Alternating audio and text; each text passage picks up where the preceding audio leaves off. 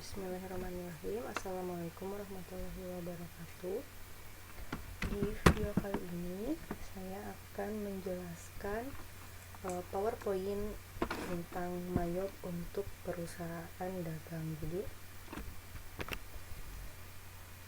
prosedur pengerjaan MAYOB-nya itu sendiri dimulai dari membuat data file perusahaan, kemudian membuat daftar akun, menyesuaikan kode pajak, menentukan link account, menyusun preferensi sistem MAYOB, entry neraca saldo awal, sampai ke backup file. Tapi untuk penjelasan hari ini hanya akan dijelaskan sampai entry neraca saldo awal dulu. Sebelum kita ke prosedur, saya akan perlihatkan contoh soal yang akan kita kerjakan nanti. Di sini ada soal PD Sinar Mentari, memuat data awal perusahaan, kemudian termin atau syarat pembayaran, ada data customer, data supplier, data persediaan barang dagang, kemudian daftar akun dan neraca saldonya. Jadi ini semua data-data ini kita perlukan ketika kita ingin membuat data perusahaan di dalam aplikasi MAYOB. Nah, aplikasinya sendiri bentuknya seperti ini. Ini icon dari MAYOB Accounting plus version 18, ED-nya itu Education. Kita coba buka.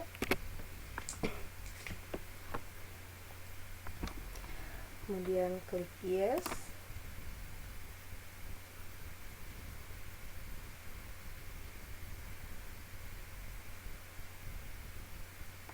Nah, ini tampilan awal dari aplikasi MAYOB Accounting. Di sini ada jendela Welcome to MAYOB Accounting. Ada beberapa menu yang bisa kita pilih dari Open, Create, Explore, What's New, dan Exit. Kalau Exit ini pasti keluar dari aplikasi ya. Untuk Open ini perbedaannya. Untuk menu Open kita pilih ketika kita sudah pernah membuat data. Jadi kalau misalkan sebelumnya kita pernah membuat data, ingin membuka kembali data tersebut, pilihnya menu Open. Kalau misalkan kita baru memulai membuat data awal yang baru, pilihnya yang kedua, create atau membuat data perusahaan yang baru. Kemudian ada Explore, menu Explore di sini untuk mencoba menu-menu atau fitur-fitur yang ada di dalam MAYOB Accounting dengan sampel company atau contoh perusahaannya. Kemudian ada menu What's New untuk melihat fitur-fitur terbaru yang ada di dalam MAYOB.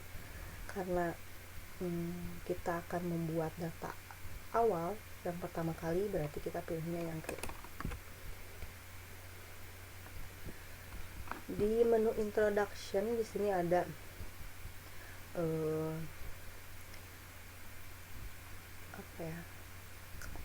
kata sambutan yang diberikan oleh MAYOB Accounting kepada kita karena kita menggunakan aplikasinya dalam melaksanakan prosedur akuntansi. Kita klik saja next. Nah, di sini kalian harus mengisi sesuai dengan data yang diperlukan di bagian company information atau informasi perusahaan. Untuk serial number tidak usah diisi. Ini yang wajib kita isi adalah nama perusahaan. Contohnya tadi PD Sinar Mentari.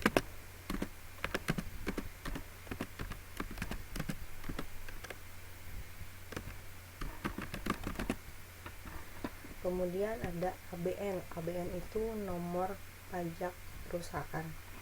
Kita lihat di sini, kalau ada diisi, kalau tidak ya tidak usah diisi. Kemudian ada alamat perusahaan. Kita isi dulu.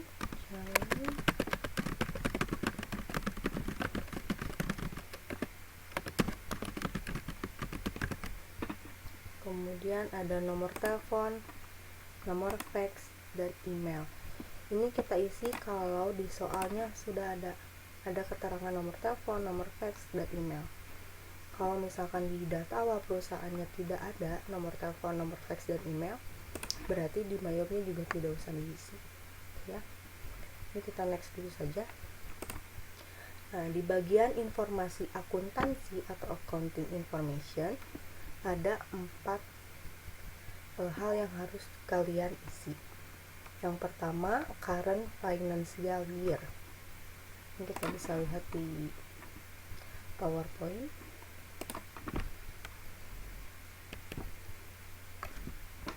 Nah, untuk current financial year diisi dengan tahun buku berjalan.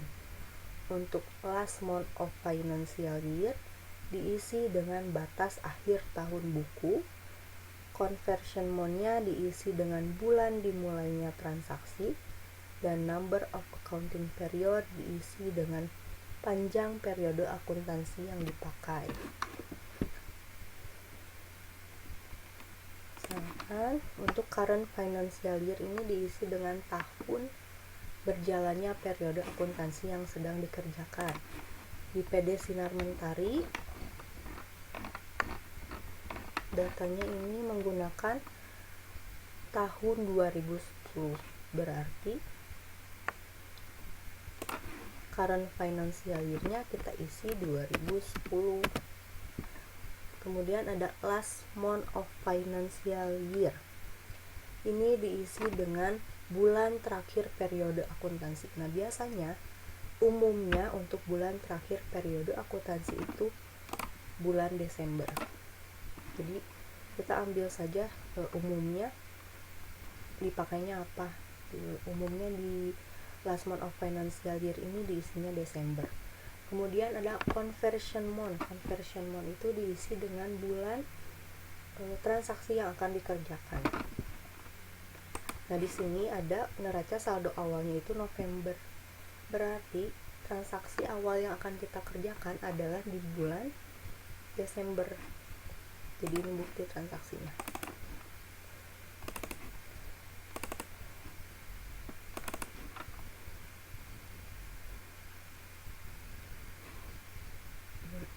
Ini soal untuk bukti transaksi PD Sinar Mentari dimulai dari tanggal 1 Desember. Berarti conversion month-nya diisi dengan bulan Desember. Nah, number of accounting period atau periode akuntansi itu biasanya dalam 1 tahun 12 bulan, jadi kita pilihnya 12. Kemudian next lagi di bagian account list kita disuruh untuk memilih daftar akun yang akan kita gunakan. Kita pilih yang ketiga karena kita akan membuat daftar akun sendiri sesuai dengan soal. Ini nanti saya jelaskan kalau kita praktik ya. Setelah pilih yang ketiga di next. Nah, di bagian ini untuk menyimpan file di dalam folder yang kita inginkan, kita klik change, kita cari foldernya, misalkan di dokumen, kemudian save. Di next lagi sampai ke conclusion, kemudian pilih command center. Nah, seperti ini tampilan dari MyYob Accounting. Ada beberapa menu yang akan kita pakai, dimulai dari menu account, banking, sales, time billing, purchases, payroll, inventory, dan card file. Setelah membuat data perusahaan, hal yang harus kita lakukan adalah membuat daftar akun.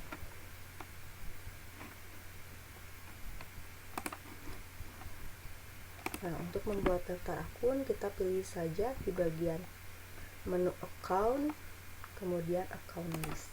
Nanti muncul daftar akunnya seperti ini. Ini daftar akun default atau umum yang diberikan oleh Mayob. Jadi semua daftar akun ini akan kita ganti sesuai dengan soal. Caranya nanti saja ketika praktek. Saya di sini hanya akan menjelaskan menu-menu yang kita gunakan saja ya. Karena kalau dijelaskan satu-satu ini videonya terlalu lama. Kemudian setelah membuat daftar akun, menyesuaikan kode pajak. Untuk kode pajak kita pilihnya di list, kemudian pilih teks kode. Nah, ini kode-kode pajak yang umum dipakai di perusahaan dagang, tetapi kita hanya akan menggunakan 2 saja kode pajak, yaitu GST, kodenya GST, atau artinya Goods and Service Tax. Kalau di bahasa Indonesia kan jadinya PPN atau pajak pertambahan nilai. Satu lagi NT atau not reportable atau tidak dikenakan pajak. Setelah kode pajak, menentukan link account. Menunya di setup, kemudian pilih link account, pilih account and banking account atau sales account, purchases account, dan payroll account. Yang akan kita pilih ini biasanya hanya sales dan purchases. Kita buka satu ya. Nah, fungsi dari link account ini sendiri, ketika kita akan menjurnal itu tidak harus membuat jurnal. Kan biasanya kalau di manual itu ketika ada transaksi menjurnal debitnya apa, kreditnya apa. Nah, untuk di Mayob sendiri itu tidak akan manual seperti itu. Dimasukkan akun debitnya apa, kreditnya apa. Tapi kalau misalkan sudah menyesuaikan link account, setiap transaksi akan langsung menjurnal ke akunnya sendiri. Jadi yang kita lakukan itu hanya memasukkan data perusahaannya, nominalnya berapa, untuk jurnalnya itu akan otomatis dilakukan oleh Mayob. Setelah link, menyusun preferensi sistem Mayob. Ini maksudnya untuk menentukan syarat pembayaran. Di setup, preference, pilihnya sales dan purchases. Misalkan di bagian sales, kliknya terms atau termin. Nah, termin sendiri ada banyak, syarat pembayarannya ada banyak, dari COD sampai ke day of month after EOM atau end of month. Ini kalian bisa baca, ada di PowerPoint ya.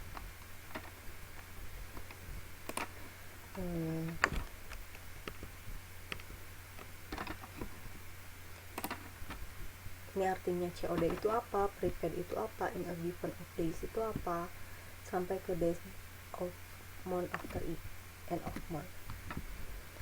Terakhir ke